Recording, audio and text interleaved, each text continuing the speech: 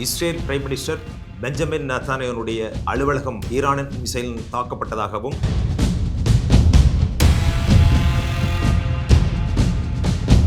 அவருடைய கதி என்ன ஆனது என்று தெரியவில்லை என்றும் ஈரான் அறிவித்துள்ளது.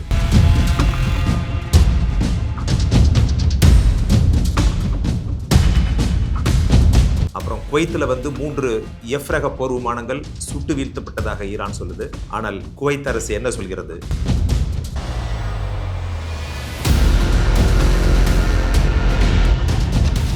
அயதுல்லா அலி காமேனே எப்படி கொல்லப்பட்டார்? 28ஆம் தேதி அதிகாலை 8லிருந்து 9 மணி வரை டெஹ்ரான் பரபரப்பாக இயங்கிக் கொண்டிருந்தது. ஏனென்று சொன்னால் அன்றுதான் காமேனி ஒரு கூட்டம் நடத்த முடிவு செய்தார். இந்த அதிகாரிகள், காமேனி, சுப்ரீம் லீடர், இவர்கள் எல்லோருமே இரவு தங்குவது பதுங்கு குழிகளில் தான், பங்கர்னு சொல்லுவாங்க, அதில் தங்கிக்கிறாங்க. ஏன்னா இஸ்ரேலும் அமெரிக்காவும் எப்பொழுது வேண்டுமானாலும் தாக்கலாம் அப்படிங்கிற ஒரு நிலையில ஜெனீவால பேச்சுவார்த்தை வியாழக்கிழமை என்று நடந்து முடிந்தாலும் அடுத்த வாரம் பேச்சுவார்த்தை தொடரும் என்று இரு தரப்பினரும் ஒத்துக்கொண்டதாலும் உடனடியாக போர் வராது என்று அவர்கள் தீர்மானித்திருந்தார்கள். ஆனாலும் அவர்கள் தங்கி இருப்பது இரவு பதுங்கு குழிகளில் தான். இது ரம்ஜான் சமயம் என்பதால் அதிகாலையில் தொழுகையை முடித்துவிட்டு காமேனி அவர்கள் 9 மணி அளவில் ஒரு கூட்டம் நடத்த ஏற்பாடு செய்தார். அதில் முக்கியமான அதிகாரிகள், IRCG இது போன்ற கமாண்டர்ஸ் இவர்கள் எல்லாம் சேர்ந்து ஒரு கூட்டம் நடத்துவது.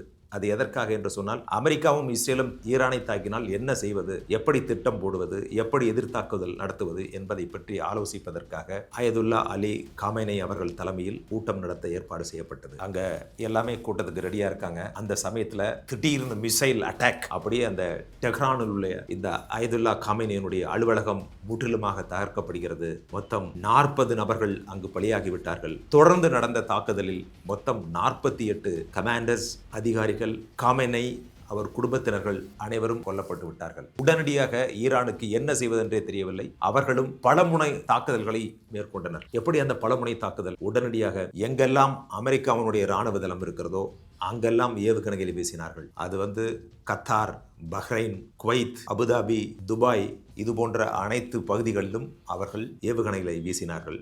இதில் ஒரு சில ஏவுகணைகள் அமெரிக்காவினுடைய டிஃபென்ஸ் சிஸ்டத்தையும் மீறி அவர்கள் இருந்த ராணுவ தளங்களை தாக்கியது. இதனால் பல சேதங்கள் ஏற்பட்டன. இந்த சமயத்தில் எப்படி அலி காமேனி ஏமாந்தார், எப்படி ஈரான் ஏமாற்றப்பட்டது அப்படின்னா, சிஏவும் மொசாத்தும் 1 மாசத்துக்கு முன்னாடியே அலி காமேனி எப்படியெல்லாம் போறாரு, எங்க போறாரு, கூட யார் இருப்பாரு, எப்ப மீட்டிங் நடத்துவார் அப்படிங்கிற விஷயத்தை அப்படியே தொடர்ந்து கண்காணித்து வருகிறார்கள். இதுல அங்க இருக்கிறவங்க யாருமே செல்போனை பயன்படுத்துறதே கிடையாது. ஆனால் அங்கிருந்த ஒரு சில செக்யூரிட்டி கார்ட்ஸ், அவங்க யாருன்னா இஸ்லாமிய புரட்சி படையை சார்ந்தவர்கள், இஸ்லாமிக் ரெவல்யூஷனரி கார்ட் கோப்ஸ் என்று சொல்லக்கூடிய அந்த பாதுகாப்பு படையினர் ஒரு சிலர் செல்போனை வைத்திருக்க அனுமதிக்கப்பட்டார்கள். அப்படி வைத்திருந்த செல்போன்களை இவர்கள் கண்காணித்தார்கள். யாரு? CIA, மொசாத் கண்காணித்து கரெக்டா 28ஆம் தேதி சனிக்கிழமை காலையில 9 மணி அளவில் கூட்டம் நடத்த போவதாகவும் அதுல முக்கியமான தலைவர்கள், முக்கியமான அதிகாரிகள் பங்கேற்க போவதாகவும் தெரிந்தவுடன் அமெரிக்காவும் இஸ்ரேலும் உடனடியாக கலந்து ஆலோசித்து தாக்க திட்டமிட்டார்கள். இவர்கள் கூட்டம் அன்று போடவில்லை என்று சொன்னால் இந்த தாக்குதல் ஒத்திவைக்கப்பட்டிருக்கும். இவர்கள் கூட்டம் போட்டவுடன் இதுதான் தக்க தருணம் என்று நினைத்து 200 போர் விமானங்கள் கிட்டத்தட்ட 1000 இடங்களை தாக்கியது. அதில் முக்கியமான தாக்குதல் மத்திய டெஹ்ரானில் உள்ள அயதுல்லா அலி காமேனி அவர்களுடைய இல்லம்தான். அதில் அனைத்து அதிகாரிகளும் கூண்டோடு கொல்லப்பட்டார்கள். இதன் விளைவாகத்தான் இப்பொழுது நான் ஏற்கனவே 10 நாளைக்கு முன்பாக சொன்ன வீடியோவில் மிடில் ஈஸ்ட் பகுதியில் இது ஒரு ரீஜனல் வார், பிராந்திய யுத்தமாக மாறும் சொல்லியிருந்தேன். அது மாதிரி ஒரு பிராந்திய யுத்தமாக மாறிக்கொண்டிருக்கிறது. இது 3வது உலகப் போருக்கு வழிவகுக்குமா என்று சொன்னால் என்னை பொறுத்தளவு நிச்சயமாக வழிவகுக்காது. இந்த அரபு நாடுகள் அனைத்தும் இப்பொழுது ஈரானிற்கு எதிராக கிளம்பி இருக்கின்றன. சவுதி அரேபியா ஈரானுடைய தூதுவரை அழைத்து அவருக்கு எச்சரிக்கை விடுத்துள்ளது. அதுபோன்று கத்தார், பஹ்ரைன், UAE, குவைத் இவர்களும் ஈரானை கண்டித்திருக்கிறார்கள். ஓமான் நாடு மட்டும் தாக்கப்படவில்லை.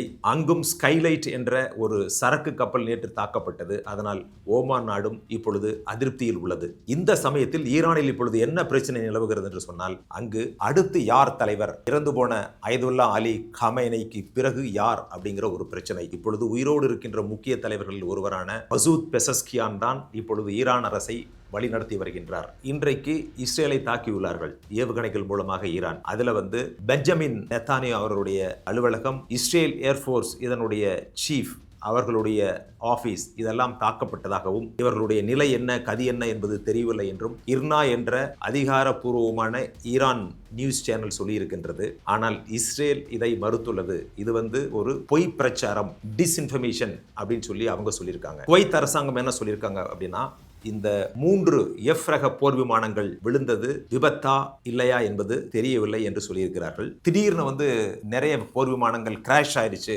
அதிலிருந்து பைலட்ஸ் தப்பித்து விட்டார்கள் பேராஷூட் மூலமாக அப்படின்னு சொல்லியிருக்காங்க. ஆனால் ஈரான் அரசு என்ன சொல்லியிருக்குன்னா, நாங்கள் ட்ரோன் மூலமாக தாக்கினோம் அப்படின்னு சொல்றாங்க. இதற்கான காரணம் என்ன என்பது இன்னும் ஒரு சில நாட்களில் தெரிய வரும். இதுல அமெரிக்கா மற்றும் இஸ்ரேல் தாக்குதலின் மூலமாக கிட்டத்தட்ட பல ஆயிரக்கணக்கான மக்கள் ஈரான்ல கொல்லப்பட்டிருக்கிறார்கள். ஈரான் நடத்திய இந்த பலமுனை தாக்குதல் கிட்டத்தட்ட 9 நாடுகள் மீது ஈரான் தாக்கி இருக்கிறது. இதுல குவைத்தில் 3 பேர் இறந்து போயிருக்கிறார்கள். அமெரிக்க வீரர்கள் 3 பேர், 12 பேர் காயமடைஞ்சிருக்காங்க.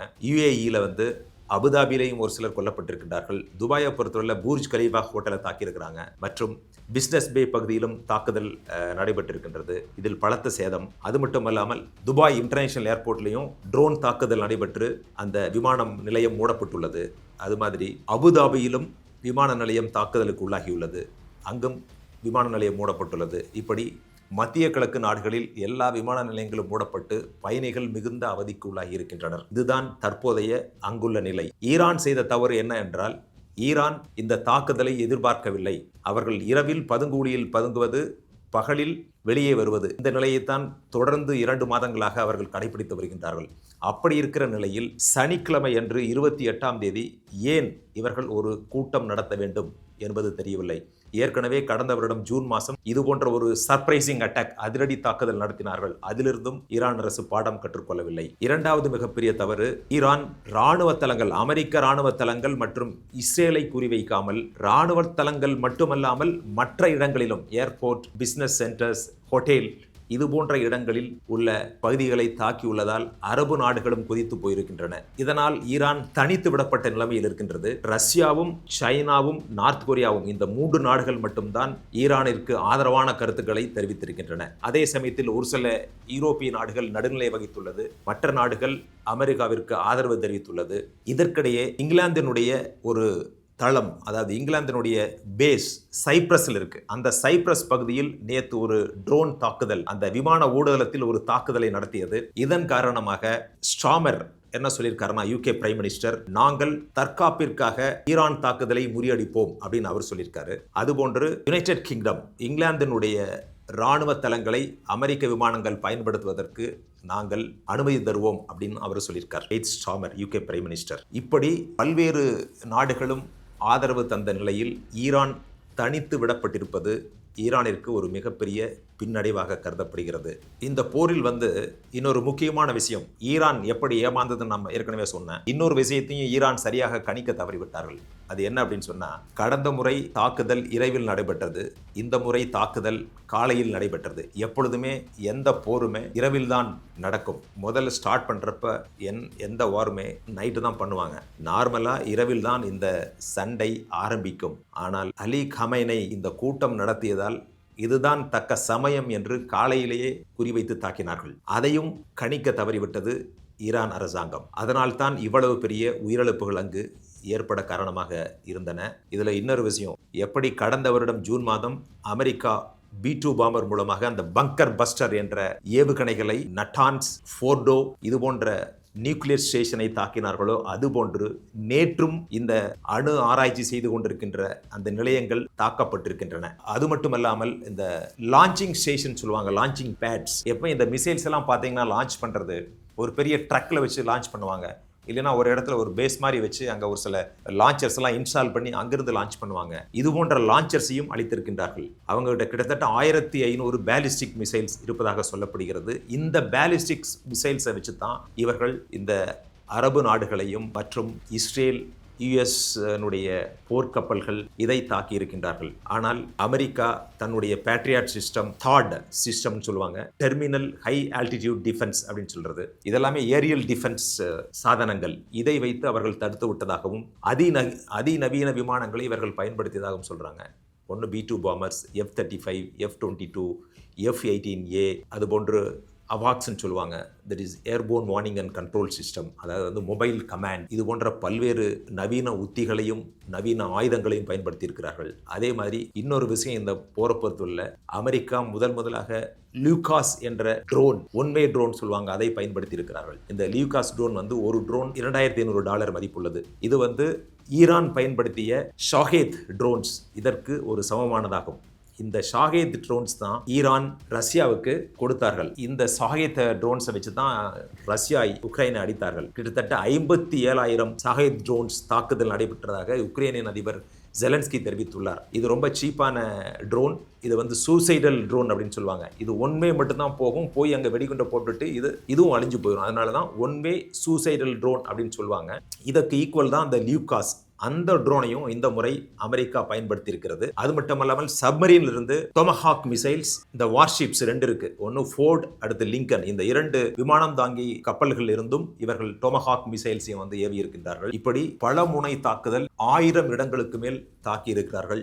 இருந்தாலும் ஈரான் இன்னும் இந்த அரபு நாடுகளையும் அங்கிருக்கின்ற அமெரிக்க இராணுவ தளங்களையும் தாக்கி கொண்டே இருக்கின்றது. இந்த நிலையில் இந்த போர் இன்னும் விரிவடையுமா என்பதற்கு ட்ரம்ப் அவர்கள் என்ன சொல்லியிருக்காங்கன்னா, 1 மாத காலம் இந்த போர் தொடரலாம், அதுவரையில் நாங்கள் தீவிரமான தாக்குதலை மேற்கொள்வோம், அதற்குள் பொதுமக்கள் திரண்டெழுந்து இந்த ஆட்சிக்கு எதிராக கிளர்ச்சி செய்து அவர்கள் ஆட்சியை கைப்பற்ற வேண்டும், இதுதான் தக்க தருணம், இந்த மக்களுக்கு கிடைத்த மிகப்பெரிய வாய்ப்பு அப்படின்னு சொல்லி டொனால்ட் ட்ரம்ப் சொல்லியிருக்காரு. நேதானியாஹு என்ன சொல்லியிருக்காருன்னா, இந்த சண்டையானது எப்பொழுது முடியுமோ அதுவரையிலும் நாங்கள் தயார் அப்படின்னு சொல்லியிருக்காரு. ஈரானியனுடைய பிரசிடென்ட் மசூத் பெசஸ்கியான் அவர் என்ன சொல்றாரு, நாங்கள் இறுதி வரை நாங்கள் போராடுவோம், நாங்கள் எப்பவுமே சரண்டர் ஆக மாட்டோம், சரண்டர் என்பதே எங்களுடைய அகராதியில் இல்லை அப்படின்னு சொல்லி அவர் சொல்லியிருக்காரு.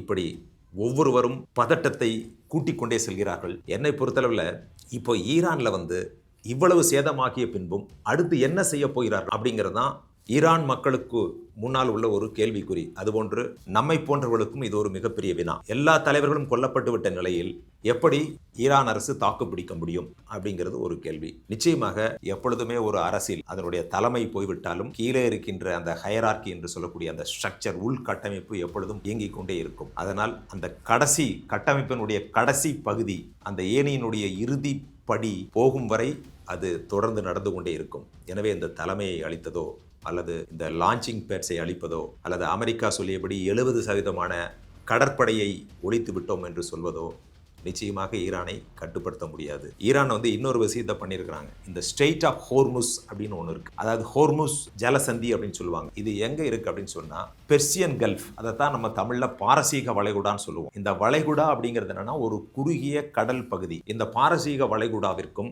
ஓமன் வளைகுடாவிற்கும் இடையிலே இருக்கின்ற அந்த நீர் இணைப்பு பகுதி தான் ஸ்ட்ரெய்ட் ஆஃப் ஹோர்முஸ். இந்த ஸ்ட்ரெய்ட் ஆஃப் ஹோர்முஸ் வழியாகத்தான் Saudi Arabia, Iraq, Oman, UAE இது போன்ற பகுதியிலிருந்து வருகின்ற சரக்கு கப்பல்கள், எண்ணெய் கப்பல்கள் போக முடியும். இதை தடுப்பதற்கு ஈரான் முயற்சி செய்துள்ளது. இதன் எதிரொலியாக நேற்று மாலை ஸ்கைலைட் என்ற ஒரு எண்ணெய் கப்பல் தாக்கப்பட்டிருக்கிறது. அது மூழ்கிவிட்டது.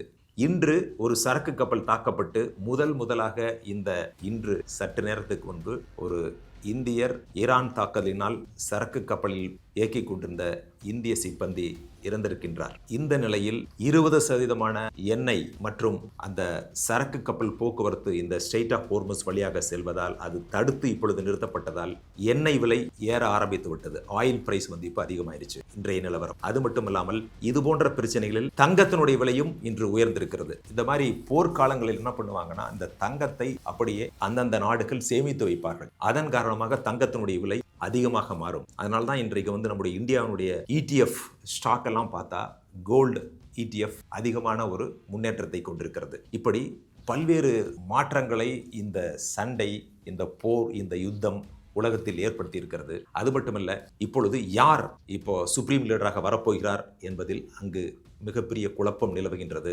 அலி லரிஜுன் அவர் வரலாம் என்று கருதப்படுகிறது. இன்னொருவர் காமேனி அவருடைய மகன் மொஜட்டாபா கேனனி அப்படிங்கிறவரும் வர்றதுக்கான வாய்ப்பு இருக்கு. நேற்று அறிவிக்கப்பட்ட அயதுல்லா அலி ரஸா அராஃபி இன்று கொல்லப்பட்டதாக தகவல் வந்திருக்கிறது. இப்படி ஈரான் ஒரு மிகப்பெரிய குழப்பத்தையும் மிகப்பெரிய அதிர்ச்சியும் சந்திக்கின்ற ஒரு நிலை இருக்கிறது. இந்த நிலையில் உலகத்தில் பல்வேறு இடங்களில் போராட்டங்கள் நடைபெற்றுக் கொண்டிருக்கின்றன. நம்முடைய நாட்டிலும் ஒரு சில இடங்களில் அந்த எதிர்ப்பை காட்டுவதற்காக போராட்டங்கள் நடைபெற்றுக் கொண்டிருக்கின்றன. நம்முடைய பிரைம் மினிஸ்டர் அவர்களை பொறுத்தளவில் என்ன சொல்லியிருக்காரு என்று சொன்னால், இது அமைதி பேச்சுவார்த்தையின் மூலம் தீர்வு காண வேண்டும் அப்படின்னு சொல்லியிருக்காரு. இப்போ டெக்சாஸ் மாநிலத்தில் உள்ள ஆஸ்டின் நகரில் ஒரு துப்பாக்கி சூட்டில் 4 நபர்கள் உயிரிழந்திருக்கின்றார்கள். அந்த துப்பாக்கி சூட்டை நடத்தியவர் ஈரானிற்கு ஆதரவாக ஒரு டிஷர்ட் போட்டுக்கொண்டு சுட்டதாக தெரிகிறது. இது சம்பந்தமாக அங்கு ஒரு விசாரணை நடைபெற்று வருகின்றது. இப்படி எல்லா இடங்களிலும் ஒரு பதட்டமான சூழ்நிலை நிலவுகின்றது. இந்த நிலையில் இன்று ஈரானிற்கு ஆதரவாக ஹெஸ்புல்லா இஸ்ரேல் மீது ராக்கெட்டை வீசி இருக்கிறது. அது மட்டுமல்லாமல் ஈராக்கில் பாப்புலர் மொபிலைசேஷன் ஃபோர்சஸ் அப்படின்னு சொல்லுவாங்க, அது கட்டாய் ஹெஸ்புல்லா, ஹரக்கத் ஹெஸ்புல்லா அப்படிங்கிற 2 அமைப்புகளும் அமெரிக்க ராணுவ தளங்கள் மீது ஏவுகணைகளை வீசியிருக்கின்றது. இதன் எதிரொலியாக கட்டாய் ஹெஸ்புல்லா மீது அமெரிக்கா தாக்குதலை தொடுத்து அதில் 4 பேர் பலியாயிருக்கின்றனர். இப்படி மல்டி ஃப்ரண்ட் கான்ஃபிளிக்ட் அப்படின்னு சொல்லுவாங்க. அதாவது இந்த போர் விரிவடைந்து கொண்டே இருக்கிறது. இது எப்பொழுது முடியும் என்று தெரியவில்லை. இந்த வார பொறுத்தளவில் ஒரு நாட்டு தலைவரை, அவர் என்னதான் அந்த நாட்டில் ஒரு மோசமான ஆட்சியை நடத்தி கொண்டிருந்தாலும் அந்த நாட்டு தலைவரை கொல்வதற்கு இன்னொரு நாட்டிற்கு உரிமை இல்லை. ஒரு மனிதனுடைய உயிரை பறிக்க இன்னொரு மனிதனுக்கு உரிமை இல்லை. அது சட்டப்படி குற்றம். மனிதனை மனிதன் கொல்வது இயற்கைக்கு எதிரான ஒரு நியதி, சட்டத்திற்கும் எதிரானது. அப்படிப்பட்ட நிலையில் ஈரான் சுப்ரீம் லீடர் கமைனை கொல்லப்பட்டது ஒரு சரியான முன்னுதாரணம் கிடையாது. ஈரானுடைய அரசும் மாறிவரும் கால சூழ்நிலைகளுக்கு ஏற்ப மாடர்ன் திங்கிங் சொல்லுவாங்க இல்லையா, அந்த நவீன எண்ணங்களை கொண்டு மற்ற அரபு நாடுகளைப் போல் இவர்களும் தங்களுடைய மக்களுக்கு எல்லா உரிமைகளும் கிடைக்கும் வகையில் ஆட்சியை நடத்தினால் நிச்சயமாக இது போன்ற பிரச்சனைகள் வராது. அதுபோன்று நமக்கு எதிரிகளே இல்லை என்ற ஒரு நிலை இருக்க வேண்டும். அது ரிலிஜியஸ் ஐடியாலஜி அல்லது எக்கனாமிக் ஐடியாலஜி, இதில் பல்வேறு கருத்துக்கள் இருக்கலாம், பல்வேறு மாற்று கருத்துக்கள் இருக்கலாம். Religious economic ideology, capitalism, communism, religion, Jainism, இஸ்லாம், ஹிந்துயிசம், இது போன்ற மதங்களினுடைய வேறுபாடுகள் இருந்தாலும் அது ஒரு கசப்பான உணர்வை எப்பொழுதுமே கொண்டு வரக்கூடாது.